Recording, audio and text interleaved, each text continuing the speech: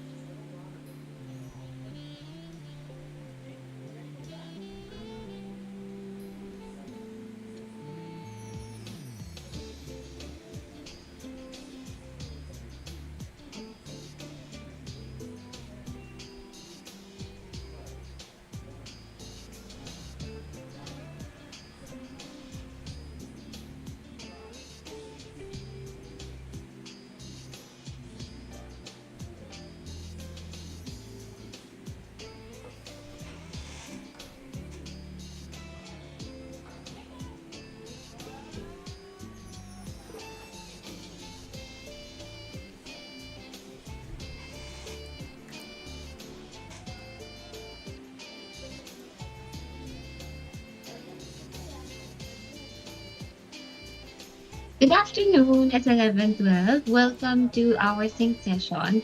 We only have five people in the session. Let me just start the recording. Ayan, onti natin. Um, but we'll continue nonetheless.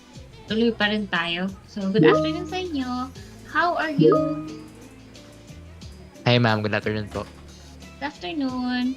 Prince, wala ka last meeting. Hinahanap ka nila. Ma'am, wala nga po ako ma'am. Hinahanap. Oo nga, lumabas na kami for the field work. Oh, speaking of the field work, I know that I mentioned na deadline dapat today ng worksheet. However, since nag-shift ng online, next week na lang. So, you might be on-site. Kailan kayo mag-on-site? Kung senior high school week next week, Ma'am, may klase po ba ng Monday. Monday? May gagawin po ba sa Monday? So, dapat po senior high school week, meron lang tayong atinan na event. Oo nga 'no, dapat pala ay ma-out yun today. Sige, I'll follow up. Pero supposedly 'pag Monday, starting Monday to Friday, dapat wala ng class. Sige Mostly po. events lang. Oo. So if you will be on site next week, dali niyo na lang din and then I will accept it as submission. Sige po ma'am. Ayan. So for the others, kamusta? RJ, Francine, and then yung Teddy Summer, kamusta kayo? Ayos lang po. Okay lang po. Ang ganda ng setup ni RJ, oh. Magsosyalin nga ma'am. Oo nga, pwede kang mag-stream. Alright, so, ayan, andyan na rin si Elias. Good afternoon. Afternoon, ma'am. Ayan. I am sharing my screen because we need to talk about the yung ating incoming dissection. Do you remember when we are scheduled for dissection?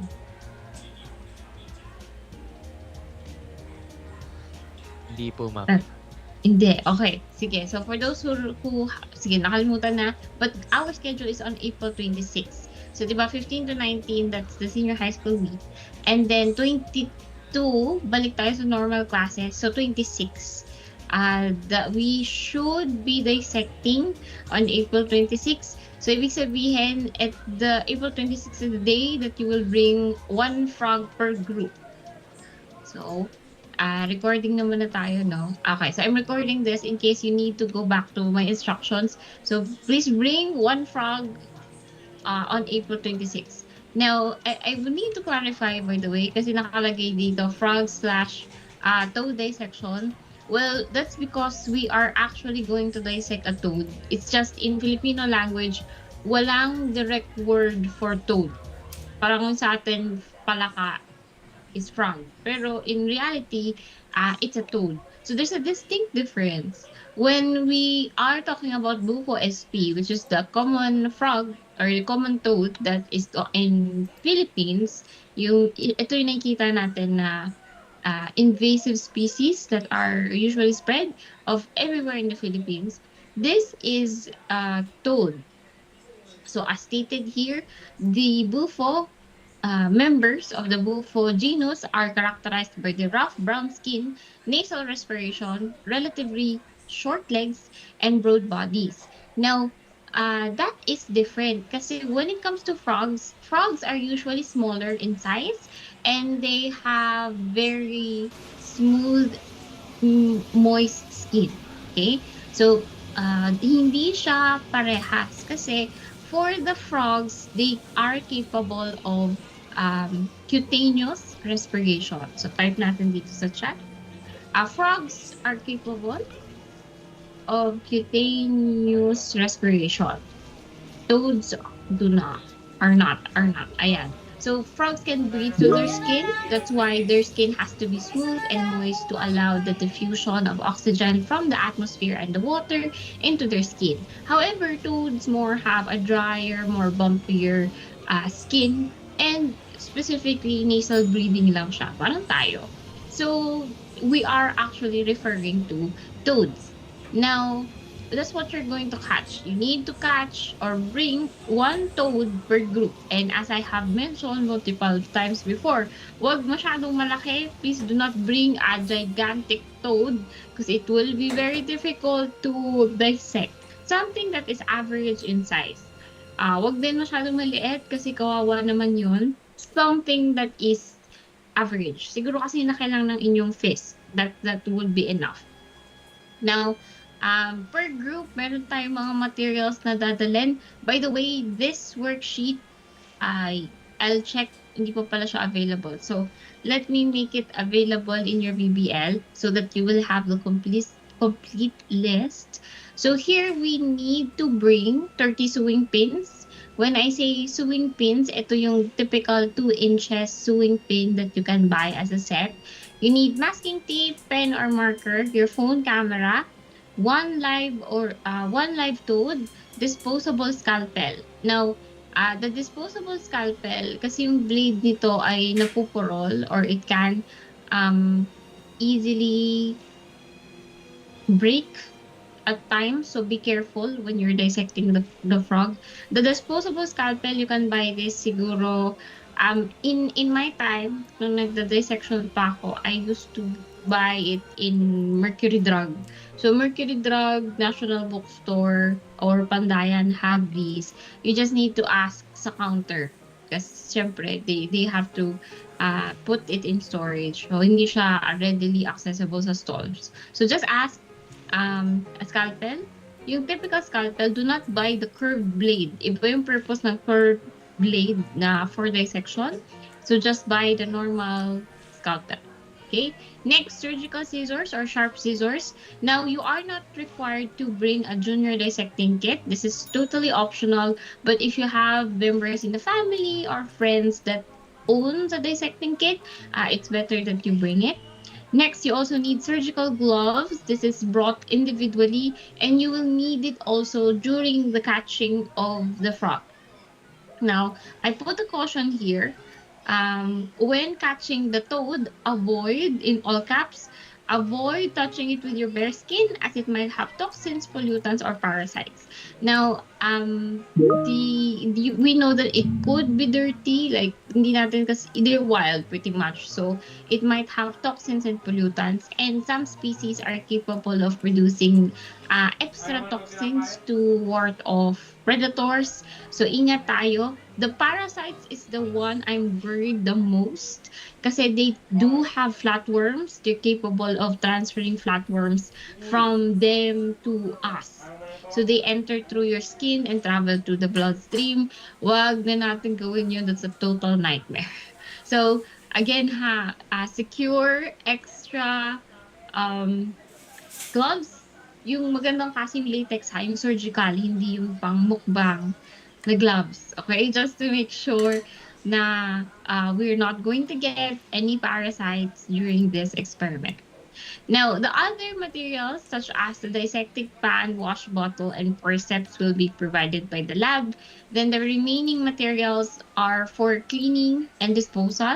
So for example, cleaning materials like tissue, alcohol, and then your Ziploc. The Ziploc is just to dispose the frog or the toad. So once you're done with the dissection, put the toad in the Ziploc. At this point, it's most likely dead already, so it's fine to put it in the Ziploc. Right. Any questions about the materials that you will bring on April 26? Lalagay ko na dito April 26. Ayan. Ay, mali. 25 yung nalagay ko. Ibang araw yun.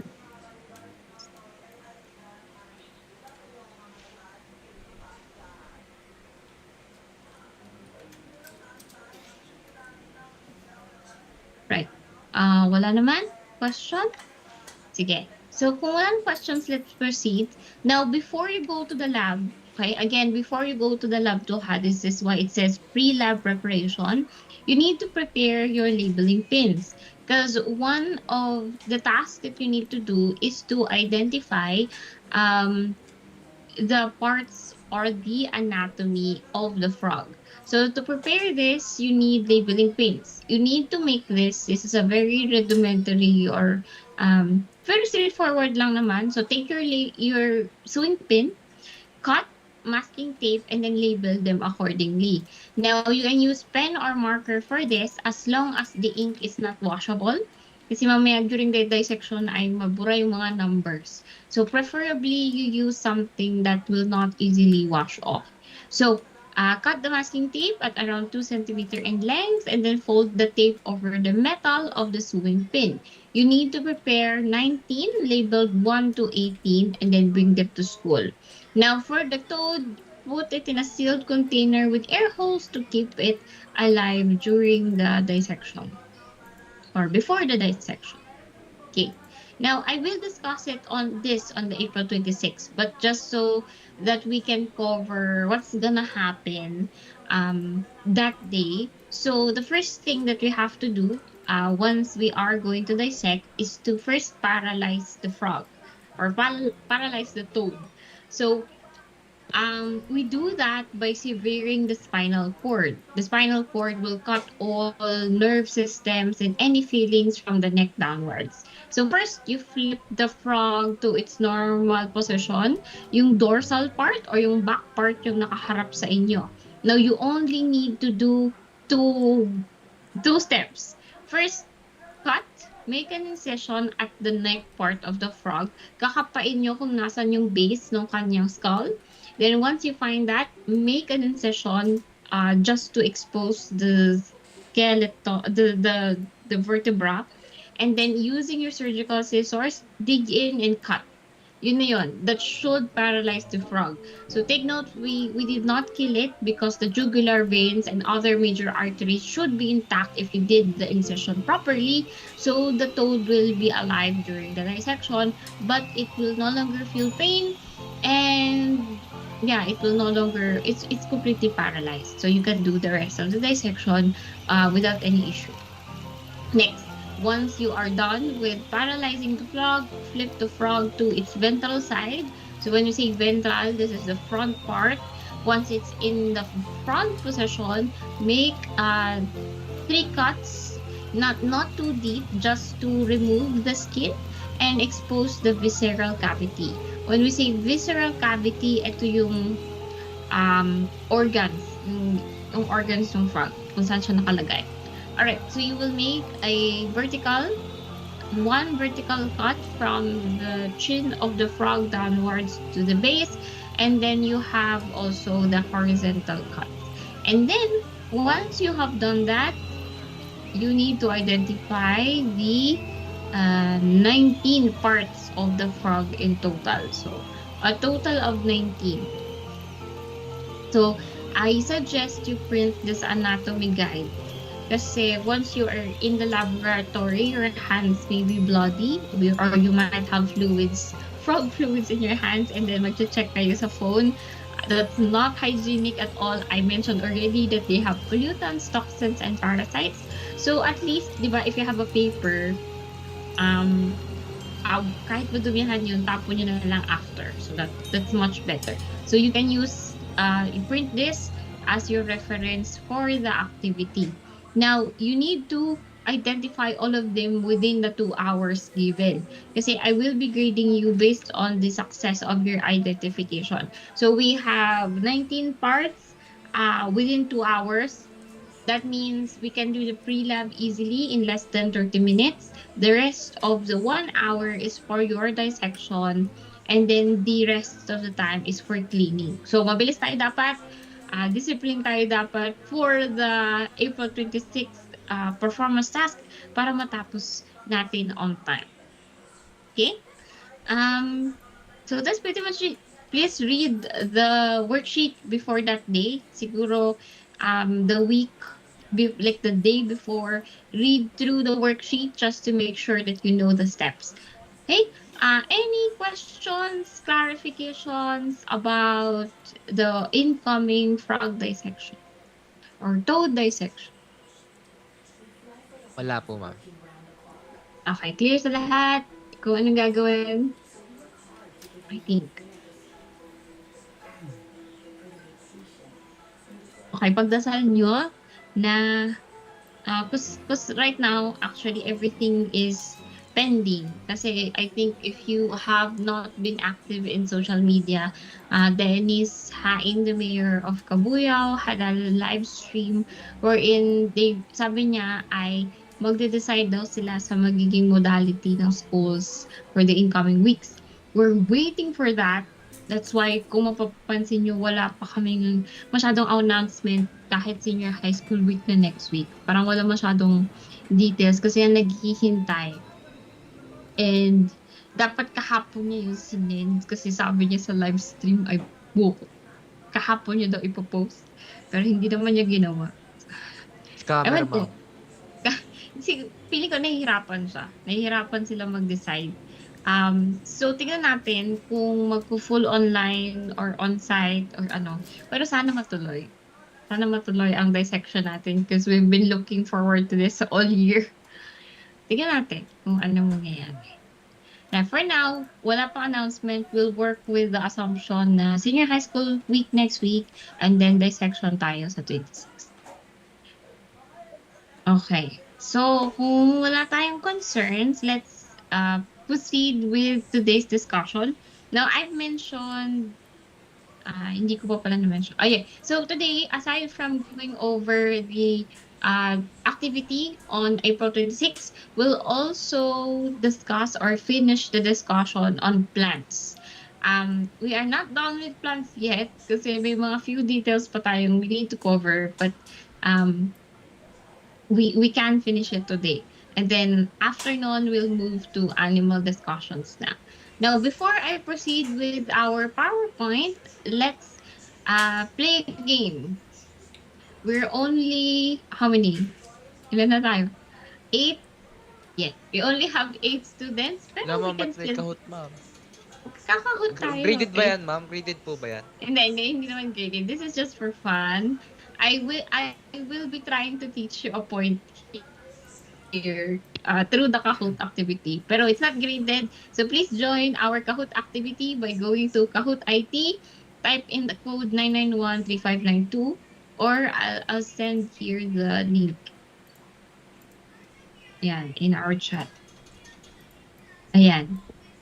So, you can use your name or you can use a code name if you wish. Basta school friendly ha, yung ating code name.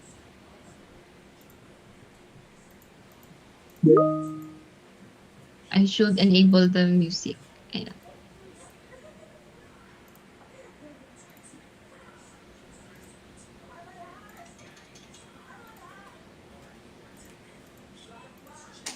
Okay, so time now is 12:50 and have like 2 minutes.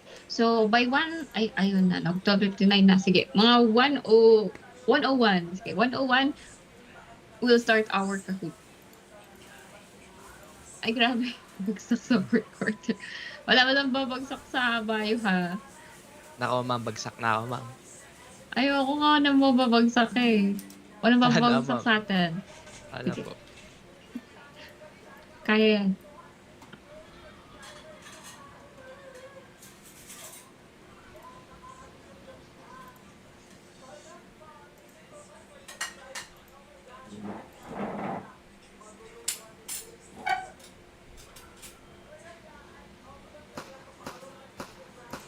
School friendly, ma'am.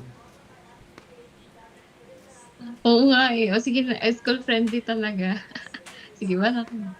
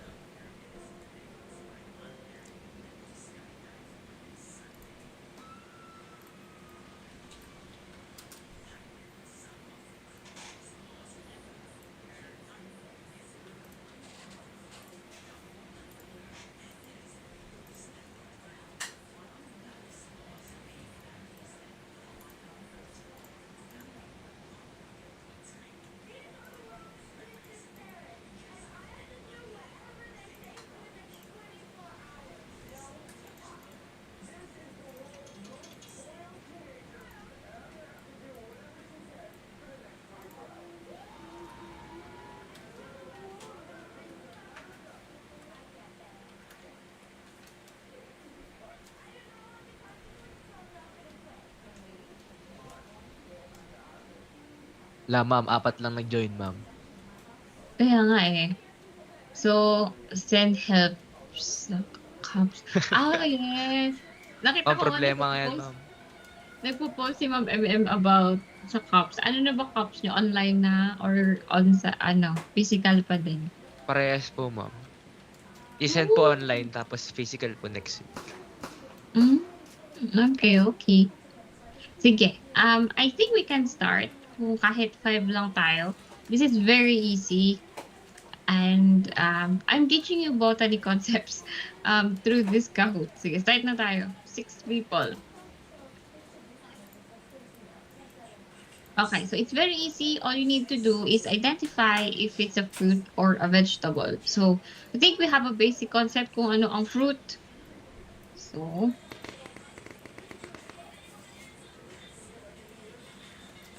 Wala ka, ma'am. Vegetable na pindot ko. totoo ba? Wala na, ma'am. Hindi. Ayan, fruit. Okay. So, very easy. For number 2, ayan, carrot.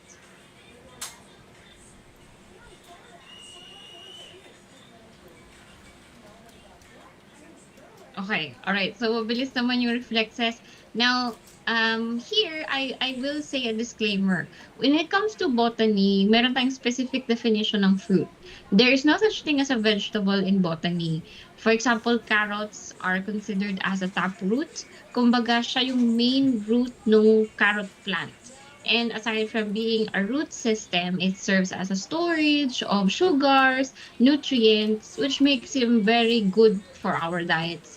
Kasi nga, it's the main source of nutrients for the plant. Now, of course, hindi siya fruit. So in this context, what we're going to do is anything na hindi fruit will be classified as a vegetable, just for the purposes of this game. Okay. For number 3, for double points, pepper. The pepper that we put in our foods as a spice, yung nilalagay sa nilaga.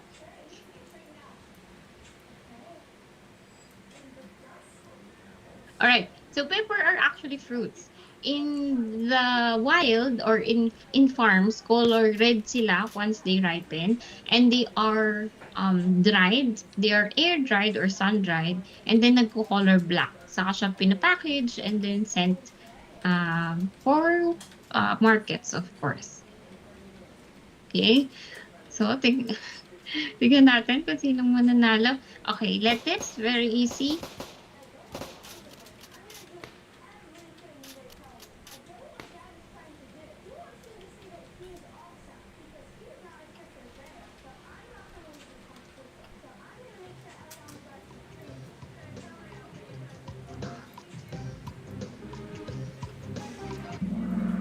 Okay, so vegetable, of course, kasi these are just enhanced leaves of the plant.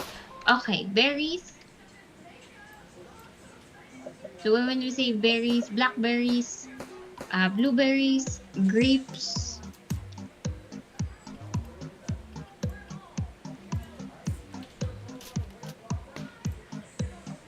May isang nag-drop. You can join in again, by the way. So fruit, of course, they are fruits. All right, eggplant.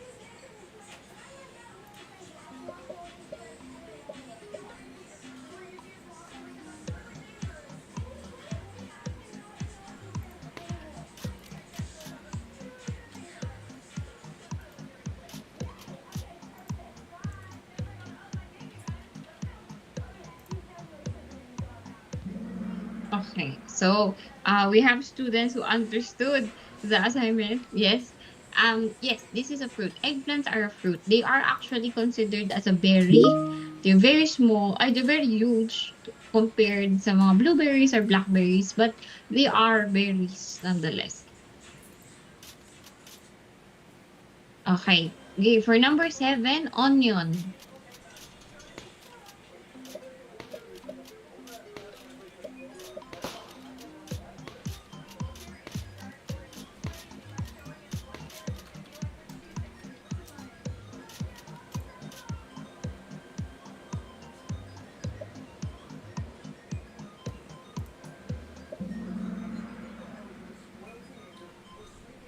Poop. Okay, so, vegetable yun. Kasi, onions are made up of specialized leaves. Kung if you have peeled an onion before, di ba, meron siyang mga layers. And those layers are made up of leaves. Hindi lang siya green kasi hindi siya photosynthetic. Its purpose is also for storage of nutrients. So onions are yan, made of specialized leaves. Ay, Ayan. So you can imagine that our ano plants, yan? Anong the itira? plants can be quite creative when they have storage purposes. So they can modify the root systems, they modify their leaves to serve as another function aside from yung normal photosynthesis photosynthesis niya. Okay. Next tayo, 8 for double points. Bitter gourd, also known as ampalaya.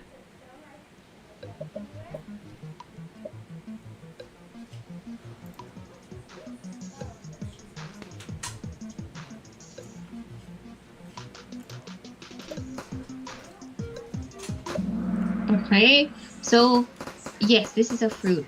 It's not the fruit that we think. Kasi when Ma'am, we think about fruits, they're usually sweet in nature. Pero bitter gourd is actually a fruit. Hindi lang siya matamis, but it's classified as a fruit. ma'am. Ma'am, ba't Yes. yung options lang po nagpapakita sa akin, hindi po yung question? Okay. You have to look at the screen for the questions. Tapos options lang talaga yung sa device. Okay, so next tayo. Number 9, beans. So, mungo beans, black beans, red beans.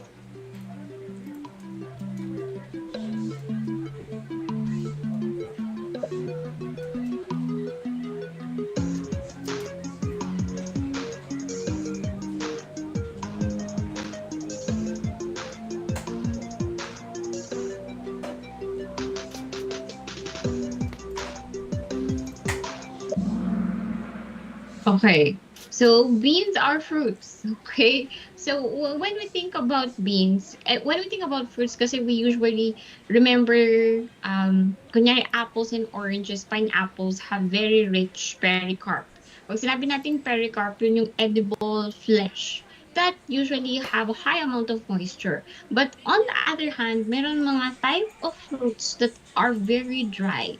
And those are the beans. Beans are fruits. As you know, they're very rich in nutrition as well, diba? Iron and so on. Wala lang silang moisture like the other fruits, but they're still fruits. Tingnan mo yan ang kanin. Okay. Moving Kukuha ka ng forward, kanin. si Cups pa din ang nangunguna. Number 10, broccoli.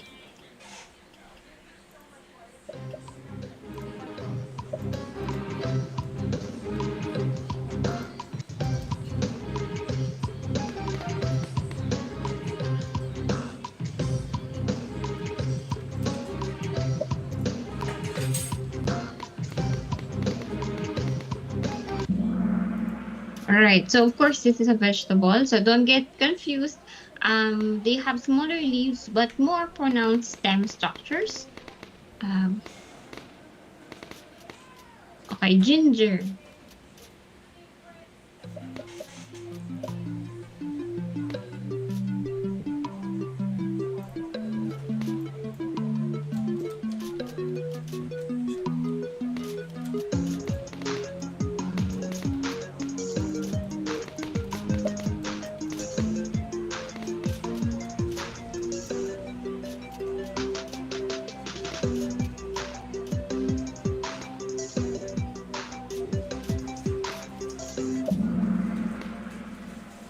All right. So ginger are not fruits. Instead, they are specialized roots.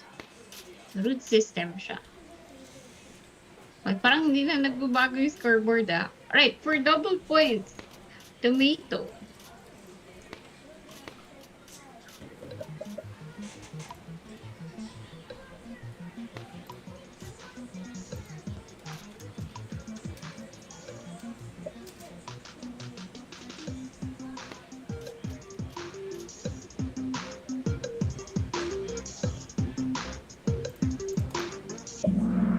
Okay, so everyone knows this is a fruit.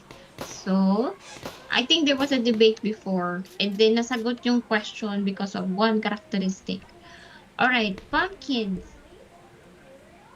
or kalabasa in Filipino.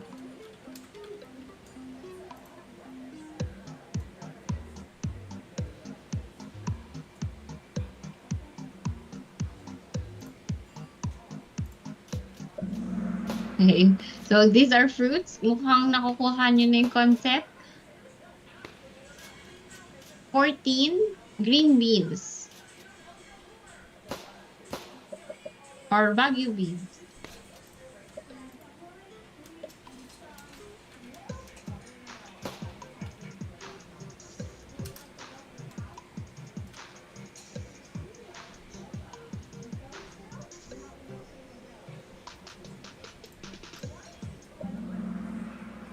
Okay, so yes, this is a fruit. They're not sweet and quite elongated, but these are fruit. All right, 15, bell pepper.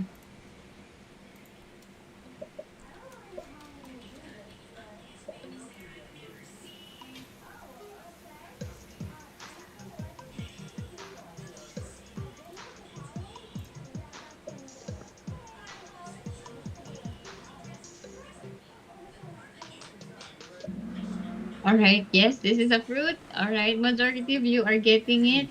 And then, last item na ito, okra.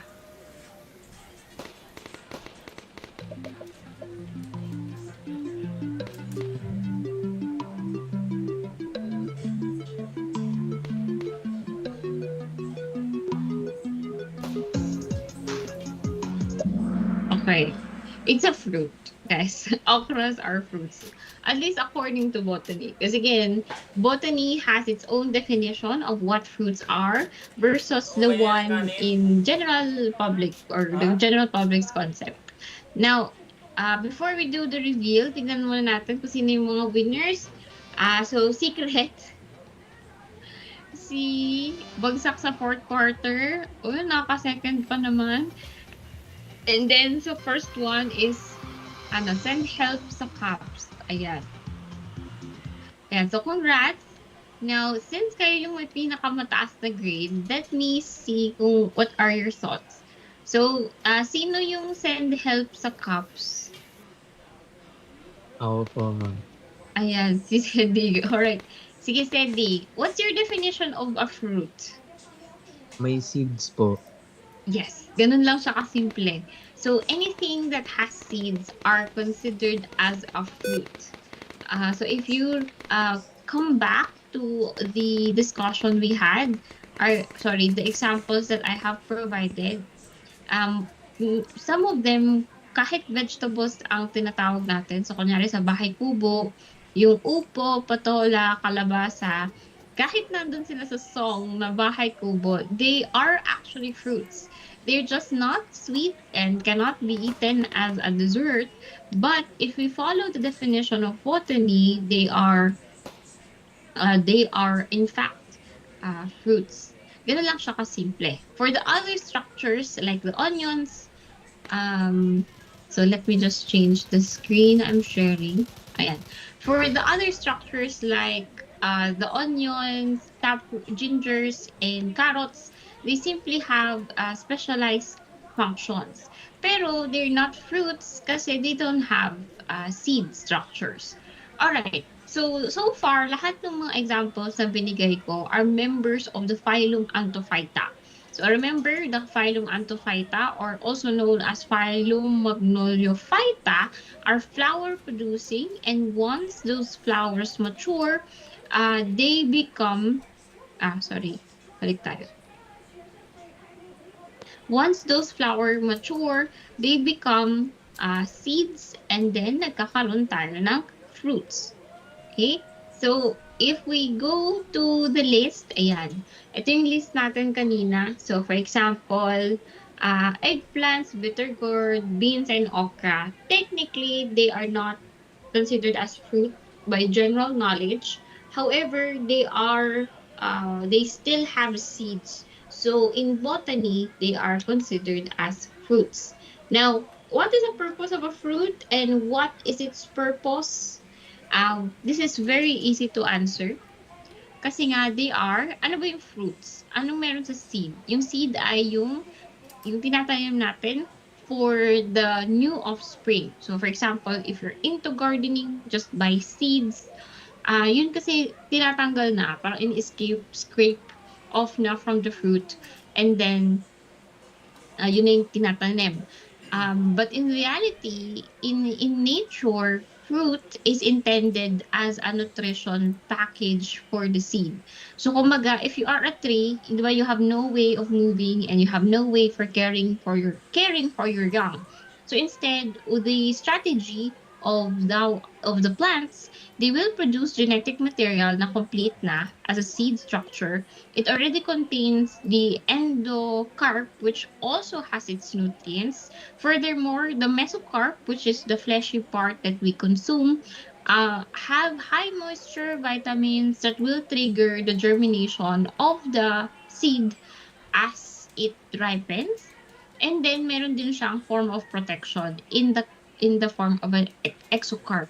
So complete package na to. Kumbaga lahat na ng need ng plant. So nutrients, fertilizer, protection in order to start as a new offspring has been compacted in the form of fruits.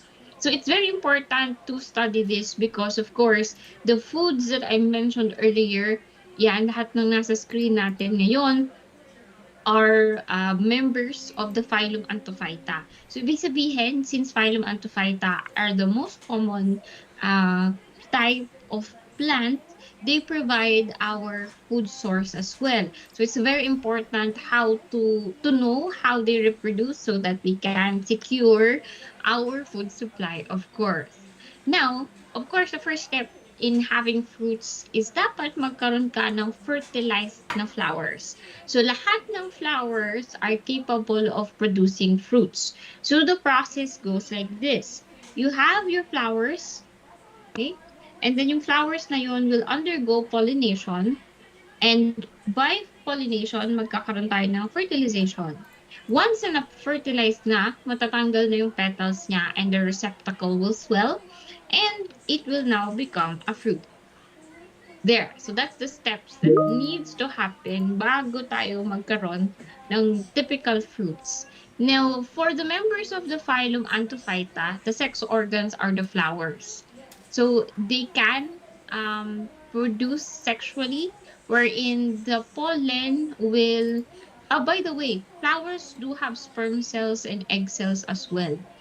Iba lang iba lang yung way ng pagkalat nila ng sperm.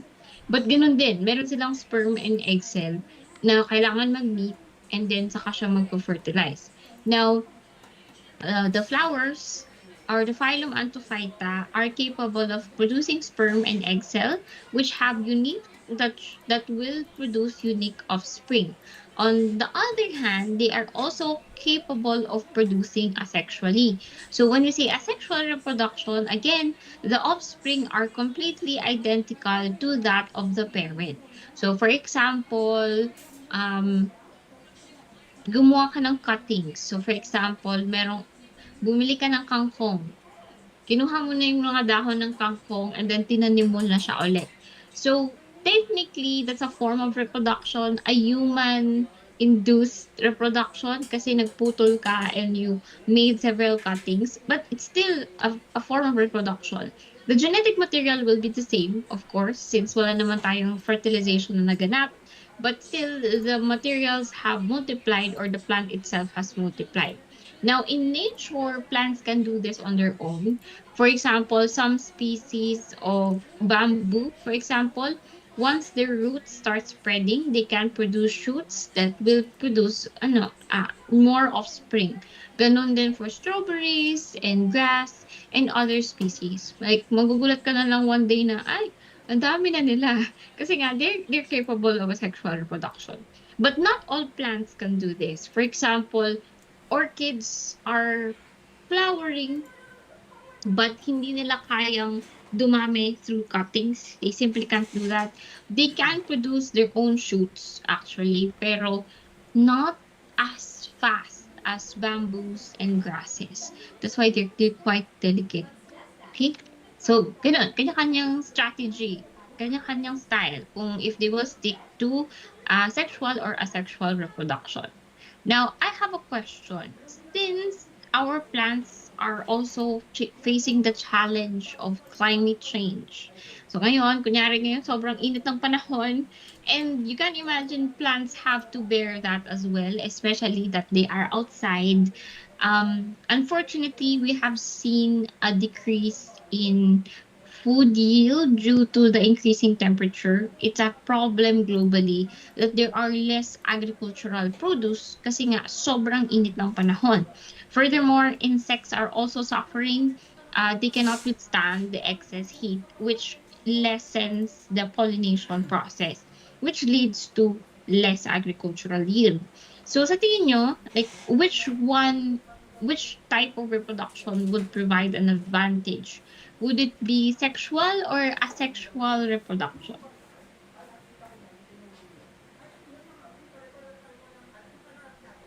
What benefit would sexual reproduction provide?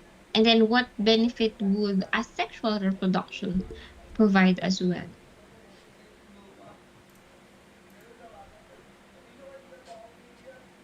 Ma'am, Yes. depende po sa preferred ng mga plants. What do you mean? Kung ano pong gusto nila, ma'am, mas maganda po yun para sa kanila. Depende sa Ano kung anong gusto nila? Oh, wala na naman silang choice. Kailangan nila mag-survive. So if we're going to focus on survival, Siguro, ma'am, pag ano po. Ma'am, di ba asexual po yung mag-isa lang? yes. Siguro po asexual, ma'am. Kasi, Kasi po, ma'am, hindi na po nila kailangan maghanap ng partner. Kaya po mm, nila mag-reproduce. pero actually, kaya nila mag-self-pollinate. RJ, go ahead. Ma'am, depende po sa climate. Oh. Kung Mm. kung sa mga harsh climates po, kagaya ng kung nasa jungle ka or pag mainit, pag asexual po, includes, di ba po ma'am, eggs yan pag asexual. So, pag na-expose pag sa jungle setting po, yung eggs na po yun, very vulnerable to predators just trampling over it or just eating it.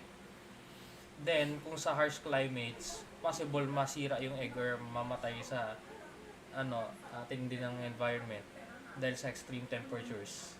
Tapos kung sexual naman po, pwede naman po sa mga controlled environments or kung mga neutral, kagaya ng mga forest po. Tapos, kagaya sa mga bahay po, mga farm, pwede po yun. I agree. Actually, magandang both. I think the best way is both, like at least as a backup. So I agree na pag asexual kasi, actually yung mga plants that are capable of sexual reproduction, sila yung pinakamarami. So the more the more the merrier, I suppose, the more they have the ability to survive kasi dumadami sila.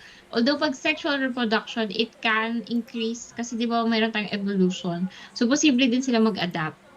So I agree na depende. Depende sa climate, depende sa location, and depende sa plant. Yun lang. Ang struggle ng scientists ngayon is climate change is happening too fast. So baka hindi enough yung time for plants to adapt.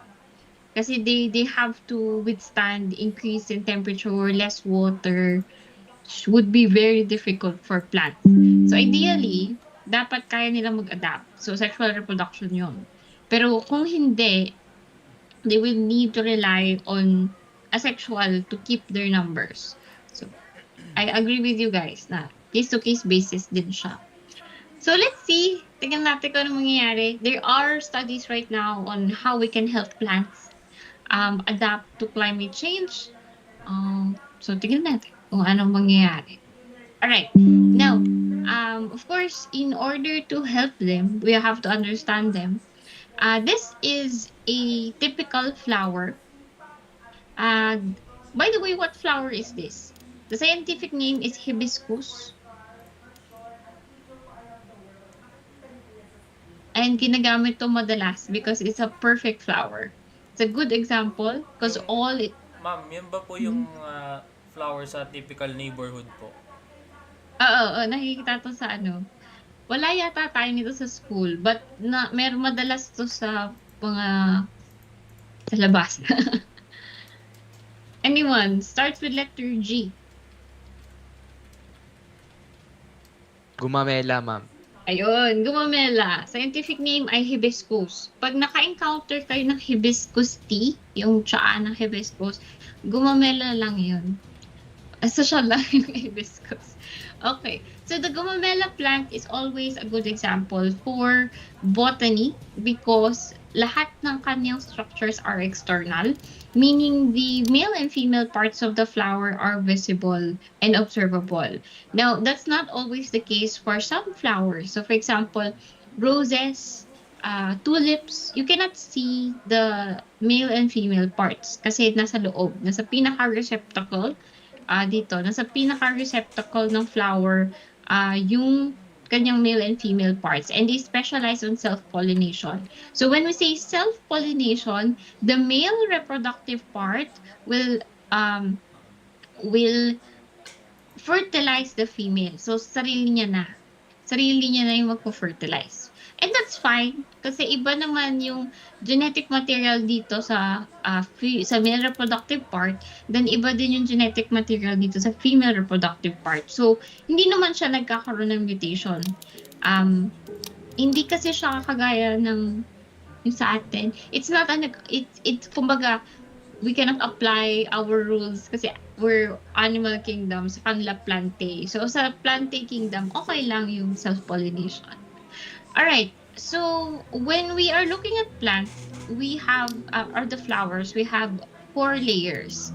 When we say layer, yung parang sa onion, di ba merong parang innermost layer. In this case, the innermost layer is whorl 4, then the outermost layer is whorl 1. So whorl 1, 2, 3, and 4. The whorl 1 is the sepals. So this serves as the protection as the rest of the flower is still developing. Diba pag bud pa lang siya, pang flower bud, naka-cover sa kanya yung sepals. Then once na ready na yung petals, it will open and revealing the whorl 2. Now, the petals, aside from serving as protection to the male and female reproductive part, they also attract pollinators, which increases the probability of fertilization. Next, we have whorl 3, which contains the male reproductive parts. Collectively, the male reproductive part is called the stamen, and then meron tayong tinatawag na anther and filament. Now, the anther is where the pollens are located. So, the structure goes like this. Meron kang anther, then the anther is a sac where the pollens are located. When you take a look at the flowers, yung parang yung velvety, yung itsura niya, na nagtatanggal ng mga yellow na dust, which is your pollens. So, yun yung anther. And then, each pollen has multiple sperms. Yun. So, doon nakalagay yung sperm nung flower sa pollens niya. Okay? So, anther, pollens, and each pollen contains multiple sperm. Alright. Now, the anther structure is then attached to the filament. Okay? And then the filament keeps the anther attached to the rest of the plant. Yun lang yung kanyang purpose, yung support for the anther. Now, on the other hand, the whorl 4 or the female reproductive parts are more complex kasi medyo madami siyang parts. First, you have the stigma, which is the opening of the female reproductive part. You have the style, which is where the pollen, actually pollen ay magpo-perch dito sa stigma. The sperm will travel through the style into the ovary where the ovule is located. Yung ovule ay so some plants or some flowers have multiple ovules or sometimes they have multiple carpels. This, by the way, yung isang unit or isang set ng stigma, style, ovule, ovary is called a carpel. But if you have multiple carpels, that's now called a pistil. So, tama pa rin yung term na pistil, but it's properly applied to multiple carpels. in our picture, we only have one set, so we just call it a carpel. Right? Any questions about this?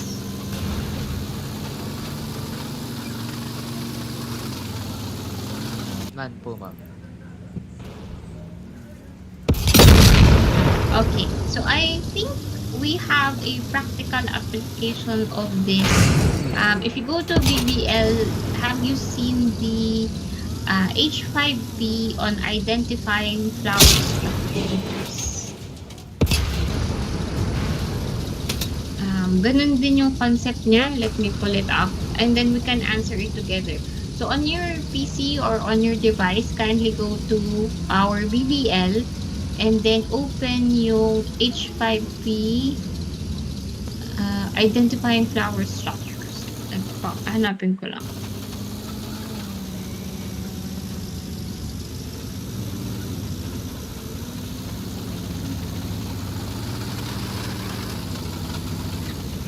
Oh yeah, majority of you guys answered it. So 12 out of the 15. So i-share ko lang sa inyo.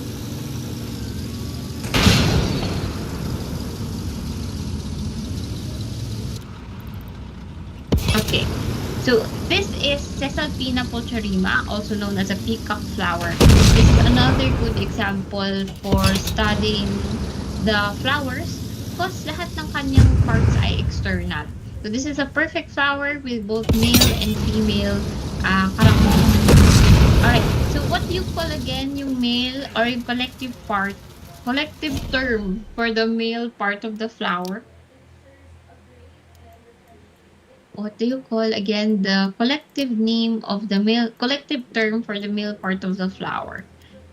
You can type it in the chat as well.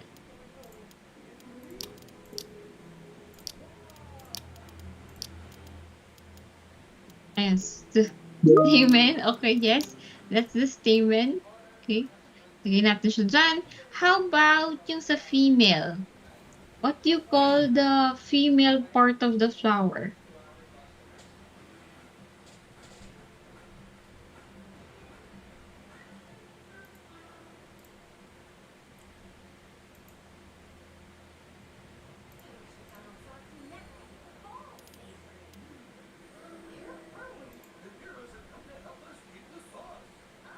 Ay, sad face. Anong tawag sa female from the list?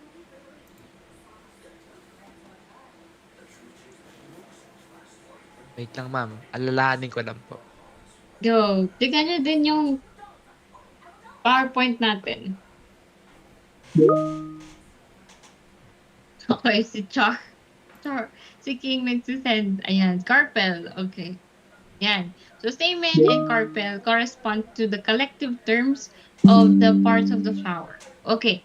So, tingin tayo sa stamen. So, you can see here yung ating structure A. At yung velvet material niya which contains pollens. Anong tawag doon? What do you call the structure that contains the pollens?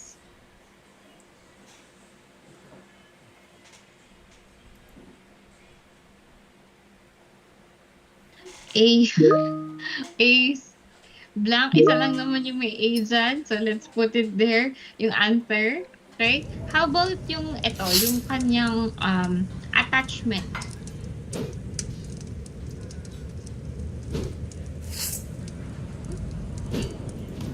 Anong tawag sa attachment ng anther to the rest of the flower structure?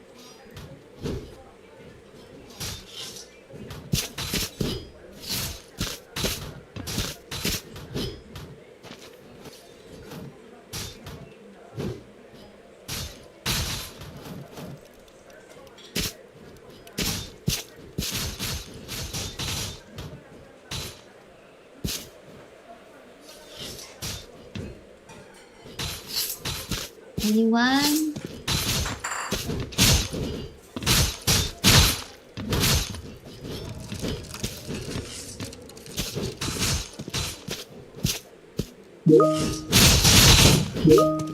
F po. Okay, sige. Ayan, F is the filament. Okay. Alright, so kompleto na tayo for the male parts of the flower. how about the female? Anong tawag dito? The opening. The opening of the female reproductive part of the flower.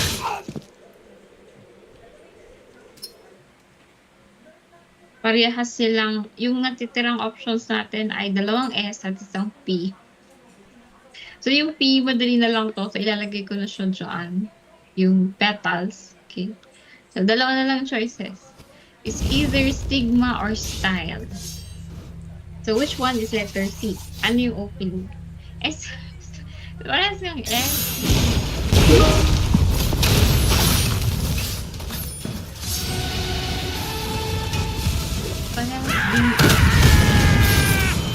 Parehas din silang second letter.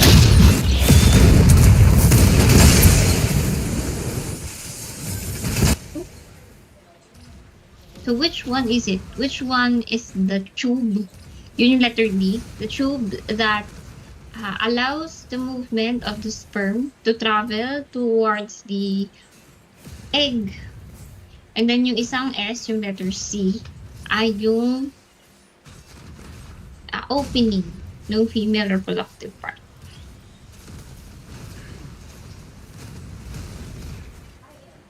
Ma'am, ano po yung hanap? C po? C, yes.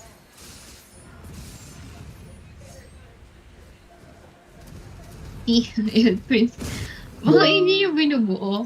Kasi exam buo hindi pwede. Hindi pwede. First 3 letters lang. Okay. Sige, ilalagay ko na dito. Okay, so stigma is the opening, and then style is the truth. Yeah. Okay. In case you have not answered it yet, in case you have not answered it yet, kasi may tatlo pang hindi pa nakakapagsagot, please do so. Kasi I will close the H5P after this session. So, end of day, i-close ko na siya. Okay.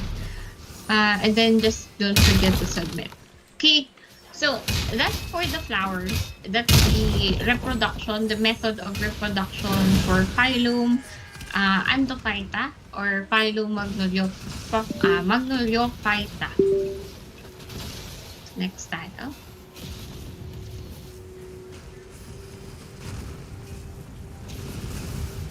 Alright, any questions so far before we proceed to our last few slides? No questions. Okay, thank you. So, si Prince, walang question. For the others, if wala namang question, maybe you can send react, thumbs up or heart. Kung wala namang question.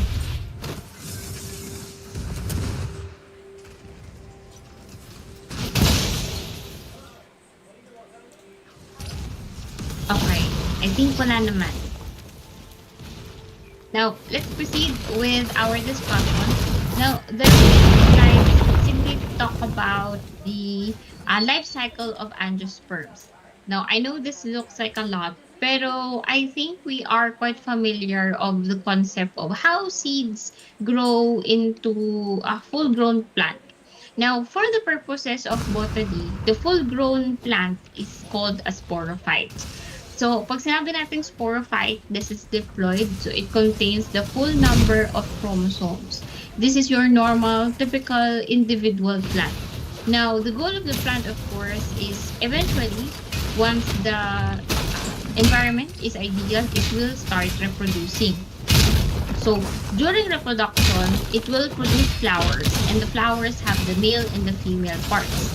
So, in those male and female parts, meron siyang mga specialized structure that will undergo 2 steps. It will undergo meiosis and mitosis. Now, if you remember from our Gen Bio 1, when we discussed mitosis and meiosis, di ba we mentioned that mitosis is for, skin cell production, yung mga not sex cells. But the mechanism is different for plants. They use both mitosis and meiosis for reproduction. So, for example here, zoom, I think this should have a zoom.